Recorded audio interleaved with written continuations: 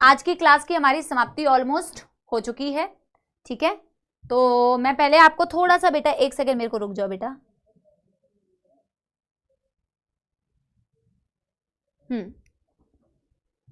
तो यहां तक हमारा बेटा टॉपिक खत्म हो चुका है। मैं थोड़ा सा ना ये मैंने आपको लिख के लेके आई हूं कि आपको किस तरीके से रिवीजन करना चाहिए। नवंबर, दिसंबर, जनवरी, फरवरी, मार्च, अप्रैल, टोटल मिला के 6 मंथ्स है आपके पास। टोटल मिला के आपके पास 6 मंथ्स है। आपको 12th के भी बैकलॉग्स कंप्लीट करने हैं, आपको 11th के भी बैकलॉग्स और रिवीजन कंप्लीट करना है। किस तरीके से करें कि आपका बहुत बढ़िया तरीके से प्रिपरेशन हो पाए, ठीक है। पहला जो मेरे को आप लोगों से, पहले मैं आप लोगों से ये बात बता दूं, हाँ समाप्ति मैम अब फाइनली अपने स्टेशन पे आ चुकी है। आज बेटा जाके हमारी समाप्ति एक्सप्रेस जो है वो अपने ठिकाने पर आ चुकी है। अपनी बेटा वो अपने स्थान पर, अपने निर्धारित स्टेशन पर पहुंच चुकी है, प्लेटफॉर्म पे खड़ी है और अब आप लोगों को अनाउंस कर रही है कि पहला आपका टारगेट 11th पे भागने से अच्छा ये होना चाहिए बच्चों कि आपको 12th क्लास का पोर्शन कंप्लीट करना है। No backlog, but it is not only zoology. आपके पास चारों सब्जेक्ट्स हैं, फिजिक्स, केमिस्ट्री, जूलॉजी, बॉटनी। आपका सबसे पहला टारगेट बेटा ये होना चाहिए कि आपको इन चारों सब्जेक्ट्स में, जो भी चारों सब्जेक्ट में करंट पोर्शन है और बैकलॉग पोर्शन है, फर्स्ट टारगेट शुड बी बेटा completing that rather than running after 11th पे भाग जाओगे, 12th का कंप्लीट नहीं करोगे, ना इधर के रहोगे ना उधर के रहोगे। पहला टारगेट ये है कि मुझे ये पता हो फिजिक्स में मेरा क्या कम है, जूलॉजी में क्या है, बॉटनी में क्या है, केमिस्ट्री में क्या है, मेरा बैकलॉग क्या है, मेरा बैकलॉग मुझे किस तरीके से कंप्लीट करना है। पहला टारगेट वो होना चाहिए बच्चों, ठीक है।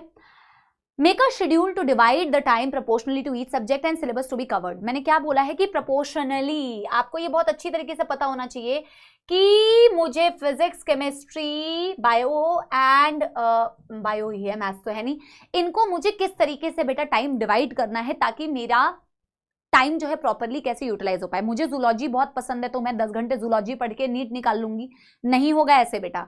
हालांकि जूलॉजी और बॉटनी में तो 360 और 360 का टारगेट करना चाहिए। मच्छर गया बेटा, 360 और 360 टारगेट तो आपको करना ही चाहिए, क्योंकि जूलॉजी और बॉटनी में अगर स्कोर नहीं करोगे तो फिर किस में स्कोर करोगे, ठीक है। स्कोर इसलिए नहीं होता है क्योंकि इजी सब्जेक्ट है। देखो सब्जेक्ट, मैं हमेशा मानती हूँ बोलने वाली बातें होती है, जिसको जो बोलना है वो बोल सकता है, but what I feel easy किसी भी इंसान को वो काम लगता है जो उसकी बहुत अच्छे से प्रिपेयर्ड होती है या बहुत अच्छे से उसकी प्रैक्टिस होती है। अगर आपको बायो इजी लगती है तो मीन्स आपकी वो अच्छे से प्रिपेयर्ड है, इंटरेस्ट आता है, समझ में आता है, क्वेश्चंस लगते हैं, मजा आता है, वही आपको आसान लगता है।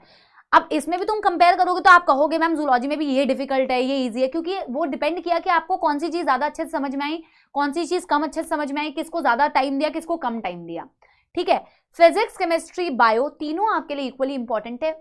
कोई भी सब्जेक्ट को बेटा अगर आपने, और बेटा बायो तो 360 है और फिजिक्स केमिस्ट्री मिला के 360 है, तो ऑफकोर्स सी बात है बायो को तो आपको अच्छा वेटेज है ही है।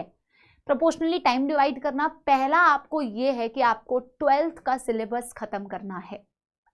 हम आपको रिवीजन कराएंगे ऑब्वियसली, जो भी प्लानर होगा, जो भी प्लान होगा वो आपको बताया जाएगा। मुझे नहीं पता हमने अभी तक क्या प्लान किया हुआ है, अभी तक हमने किया नहीं है, हम डिस्कस करेंगे फिर आपके लिए देखेंगे क्या प्लान करना है। बट बच्चों मैं आपको एक ही बात कहूंगी, भले ही मैं ही आपका रिवीजन कराने क्यों ना हो 11th का, बट आपको देखो आपके पास तो बेटा रिकॉर्डेड फॉर्म में लेक्चर अवेलेबल है, आपके पास तो रिकॉर्डेड फॉर्म में लेक्चर अवेलेबल रहेगा, तो आपको तो ये टेंशन नहीं है ना कि मैं अटेंड नहीं करूंगा। तो ये कोई ऑफलाइन तो है नहीं बेटा कि एक दिन नहीं गए तो आपका लॉस हो जाएगा, फिर आपको किसी स्टूडेंट से समझना पड़ेगा, नहीं ना। आपके पास तो बच्चों क्या है, आपके पास रिकॉर्डेड सेशंस है, आप कभी भी कर सकते हो रिवीजन। और मैं तो आपको बेटा एक बात ये सजेस्ट करूंगी कि बड़े बड़े 10 लेक्चर्स देखने का टाइम आपके पास नहीं है। कितना टाइम है बेटा, 6 मंथ्स। आपके पास 6 मंथ्स है, इसको इफेक्टिवली यूटिलाइज करना है। आई वुड सजेस्ट यू, देखो आपको भी मेहनत करनी पड़ेगी। ऐसे मत सोचो कि यार बेटा सोच रहे हो, अगर मैं आपको बेटा अर्जुनास जैसे पढ़ा दूं कि मैं एनिमल टिश्यू के ही 12 लेक्चर्स आपको पढ़ा रही हूं, इससे आपका फायदा है या नुकसान है? आप मुझे बताओ, इससे आपका फायदा है या नुकसान है? मेरी बात मानोगे, नुकसान है आपका, फायदा नहीं है। जितना छोटा, कंसाइज्ड, लेकिन उसमें सारी चीजें कवर्ड हो, लेकिन बच्चा खुद भी मेहनत करे। ये ना सोचे कि यार टीचर ये सब कुछ बता के चला जाए, मैं तो बस टीचर पे डिपेंडेंट हूं सारा। बेटा it has to be mutual. आपका फायदा उसमें है कि हम आपको ना थोड़े लेक्चर शॉर्ट दें, 1 शॉट दे दें, हो सकता है कहीं पे जरूरत है तो 2 पार्ट्स में दे दें, बच्चे का ना टाइम लेक्चर देखने में अब वेस्ट नहीं होना चाहिए। अब बच्चे का टाइम बेटा ये सोचना है बच्चे को कि मेरे को 2 महीने तो कम से कम या 1 महीना तो कम से कम ये होना चाहिए कि मैं कुछ देखूं ना, मैं कुछ ना देखूं, मैं सिर्फ अपना रिवीजन करूं। वो 1 महीने का टाइम मेरा ये नहीं होना चाहिए कि अब भी मैं लेक्चर देख रहा हूं। लेक्चर नहीं देखना है, एटलीस्ट 1 महीना तो ये रखना है कि मैं सिर्फ रिवीजन करूं और सेल्फ स्टडी करूं। ऐसा टाइम आपको मैनेज करना है कि 1 महीना आपके लिए हो, आप क्लासेस ना देखने आओ, आप क्वेश्चन प्रैक्टिस ना करने आओ, मैं तो कभी नहीं कहूंगी। वो 1 महीना आपके एकमात्र अपने खुद के लिए होना चाहिए कि वहां पे मैं एकदम बस आइसोलेटेड होके अपनी पढ़ाई कर रहा हूं, अब अपना चीजों को ब्रश अप कर रहा हूं। ठीक है, 11th का रिवीजन देखो हम तो स्टार्ट कर देंगे, बट आप तभी करना जब आपको लगे कि ये आपके लिए सही टाइम है, आपका 12th हो चुका है। वरना रिकॉर्डेड फॉर्म में लेक्चर्स अवेलेबल हैं, आप उसको कभी भी यूटिलाइज कर लो। हमेशा से कहा है मैंने, रिवीजन इज द की। अगर आप रिवीजन नहीं करते हो, एक एक बार चीजों को पढ़ते हो, तो वो मेहनत भी बेटा काम नहीं आएगी जो एक बारी की मेहनत आपने की है। फ्रॉग का लेक्चर आ जाएगा, आपको प्लीज करने की जरूरत नहीं है बेटा, मैं फ्रॉग का लेक्चर दूंगी। ठीक है, revision is the key. Revision जितनी बार करोगे बेटा उतना ज्यादा प्रैक्टिस होगी। एनसीईआरटी उठाओ बेटा, अब मस्त होके एनसीईआरटी उठाओ। एनसीईआरटी की कोई भी स्टेटमेंट नहीं समझ में आती, नोट्स में ढूंढो, अगर नोट्स में आपको मिल जाएगी। बस एनसीईआरटी उठा के रिवीजन करनी है। अच्छा तरीका है 12th का रिवीजन, तो आप बेटा बहुत आसानी से एनसीईआरटी से कर सको, क्योंकि अभी अभी पढ़ा है आपने। एक एक लाइन एनसीईआरटी की बेटा आप देख डालो, एक एक लाइन एनसीईआरटी की आप देख डालो। ठीक है, टेस्ट देने हैं, टेस्ट नहीं दोगे प्रैक्टिस नहीं होगी, प्रैक्टिस नहीं होगी तो मिस्टेक पता नहीं चलेगी, मिस्टेक पता नहीं चलेगी तो आप उसको बेटा रेक्टिफाई नहीं कर पाओगे। अगर गलती ही रह गई तो फिर सीखा क्या। हम बोलते हैं कि गलतियां करो, दैट्स ओके। क्यों? क्योंकि गलतियों से सीखना होता है। तो जब बेटा आप एग्जाम दोगे, मैं डेंगू और वो जो चिकनगुनिया का आप बोल रहे हो बेटा, वो मैं आपको दे दूंगी, आप चिंता मत करो बेटा, मैं आपको दे दूंगी।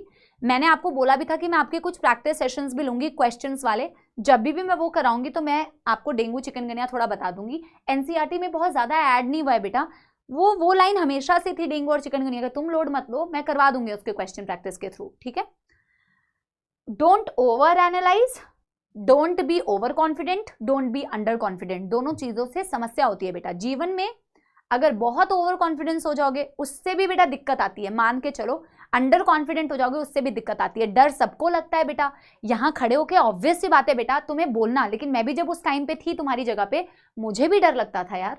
क्यों नहीं डर लगेगा यार, 2 साल से मैं जिस चीज की तैयारी कर रही हूँ, फाइनली वो एग्जाम आने वाला है, फाइनली वो रिजल्ट वो डिसाइड होने वाला है, तो क्यों नहीं डर लगेगा। डर तो लगेगा बेटा, डर लगना तो नॉर्मल बात है। कोई ये कह दे कि डर लग गया ही नहीं, वो तो गलत बात है, डर तो लगेगा। लेकिन बेटा डर पे भी तुम्हें थोड़ा सा ना काबू, बोलते हैं ना, होता है। सिचुएशंस आती है, सबके पास प्रॉब्लम्स आती है, सबके पास बहुत सारी सिचुएशंस होती है, जो उसको जिस तरीके से हैंडल करता है ना बेटा, तो जिस तरीके से आप उसको टैकल करोगे, जिस तरीके से आप उसको हैंडल करोगे ना बेटा, वो ही चीज बेटा फिर आपके आगे को डिसाइड करेगी, है ना।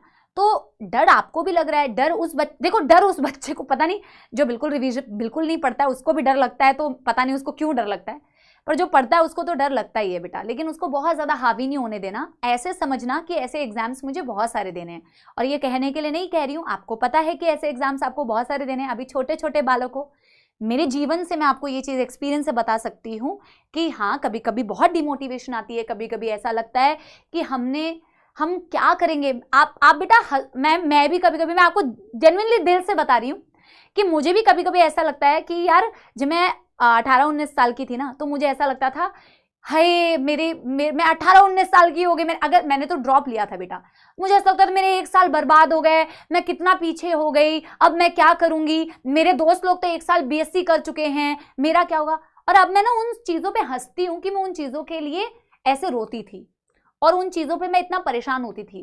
ठीक है, आज के डेट में मैं उस चीज़ें सोचती हूँ कि कितनी इट्स ओके नॉर्मल बात थी। बट क्या है बेटा, क्या इंपॉर्टेंट है कि मेहनत करते रहो, मेहनत करते रहो, आगे बढ़ने की हमेशा सोचते रहो। मैंने पहले भी कहा था कि 100% देना है, और कोई भी सेकंड थॉट नहीं रखना। ये नहीं सोचना, अभी आपके पास कोई सेकंड थॉट आपको नहीं लेके आना है कि मैं ड्रॉप कर लूंगी, नहीं। दिमाग में ये सोचना है मेरे पास सेकंड ड्रॉप का ऑप्शन नहीं है। आप दिमाग में यही सेट करके चलो। अगर आप सोचोगे ना, अरे कोई बात नहीं ना यार, अभी तो 12th में ही है, ड्रॉप कर लेंगे, तो आप कभी 100%, मैं मानती ही नहीं हूं कि आप 100% एफिशिएंसी के साथ में पेपर दोगे। आप नहीं दोगे बेटा, अगर आपको लगता है ये कि आपने सोचा है कि मैं सेकंड ड्रॉप भी दे दूंगा, आप 100% दोगे ही नहीं पेपर में। No second thought, give your 100% first time पे, उसी टाइम पे सोचना है क्लियर करने का। बट ऑल इन ऑल बेटा एक चीज, मैं आपसे मिलती रहूंगी, फिर भी मैं आपको यही बता सकती हूँ जो मैंने आपको स्टार्टिंग से, जो बच्चे मेरे साथ 11 से जुड़े हुए हैं और जो शायद 12th में भी जुड़े हैं, मैंने हमेशा आपको एक बात सिखाई है कि अगर ना कोई इंसान बहुत ईमानदारी के साथ में, कोई भी काम बड़ा छोटा कुछ नहीं होता है बेटा, हर चीज में कंपटीशन है। आप कोई भी चीज ऐसी नहीं बोल सकते हो कि उसने ये हासिल कर लिया क्योंकि वो बहुत आसान फील्ड थी। कोई फील्ड आसान नहीं है बेटा। सिंगिंग करना चाहते हो, आसान है क्या? कंपटीशन नहीं है। ये करना चाहते हो, कंपटीशन नहीं है। टीचिंग करना चाहते हो, कंपटीशन नहीं है। हाँ, क्या बोलते हैं, मैनेजमेंट में जाना चाहते हो, कंपटीशन नहीं है। बॉलीवुड में जाना चाहते हो, कंपटीशन नहीं है। कोई भी नाम ले लो बेटा, हर जगह कंपटीशन है। तो हर जगह कंपटीशन होता है, हर कोई फाइट कर रहा है यार, नेचुरल सिलेक्शन है, हर कोई फाइट मार रहा है यार, आपको भी फाइट मारना है। फाइट मारने वाला एटीट्यूड होना चाहिए, ठीक है। मैंने एक चीज हमेशा और भी बिलीव की है, मैं आपको भी सिखाती हूँ, आप भी आगे बेटा बड़े हो रहे हो, समझोगे। नेगेटिव लोगों से दूर रहना है, नेगेटिव एनर्जी से दूर रहना है। ये होता है बेटा कि जितनी ज्यादा नेगेटिव लोगों के साथ उठोगे बैठोगे, जो जीवन को लेके बहुत ही एक नेगेटिव पर्सपेक्टिव रखते हैं, life is not a bed of roses, we all know that बेटा। लाइफ में it's a mix of good and bad, we know that. But ऐसे इंसान के साथ, अगर ऐसे ग्रुप के साथ रहोगे, ऐसे फ्रेंड सर्कल होगा जो आपको हमेशा नेगेटिव ही बोलते रहे कि भाई मेरे नंबर नहीं आ रहे, मैं तो कुछ नहीं कर सकता, ये नहीं है, वो नहीं है, लाइफ में ये प्रॉब्लम है, आप मानोगे नहीं बेटा, बट आप भी वैसे नेगेटिव बनते जाते हो और आप रियलाइज नहीं करोगे कि आप भी नेगेटिव पर्सपेक्टिव लाने लगते हो लाइफ को लेके। जितने पॉजिटिव लोगों के साथ में रहोगे, उतना पॉजिटिव अप्रोच रखोगे जीवन के लिए, ये मैं अपने एक्सपीरियंस से बता रही हूं, ठीक है। तो ऐसे लोगों के साथ रहो जो लोग आपको ना जीवन की अच्छी चीजों को भी बेटा बताएं। होती है बुरी तो ये हमें भी पता है, बट उसको लेके रोए ना। होती है तो होती है, सबके साथ होती है, हम उसको क्रॉस करेंगे, हम उसको फेस करेंगे और हम आगे बढ़ेंगे ना। खुद बेटा ऐसे व्यक्ति बनना है, आप में से कई होंगे जो खुद ही वैसे हैं ना, खुद बेटा वैसा बनना है ना, ऐसे लोगों के साथ में उठना बैठना है। There is a lot of power of manifestation. There is a lot of power of manifestation and hard work. Not only manifestation. Keep saying that I will become a doctor and doing nothing. Not going to become one. Okay? You have to also manifest. You also have to work hard for that. Every day. लगे रहो बेटा 6 महीने तक, जब तक तुम्हारा NEET exam नहीं होता। ठीक है जी? Yes everyone. बाकी मैं बहुत टाइम से तुम्हें जो मैं बोल रही थी कि मैं एक बात, अरे मेरा आईफोन बोल रहा है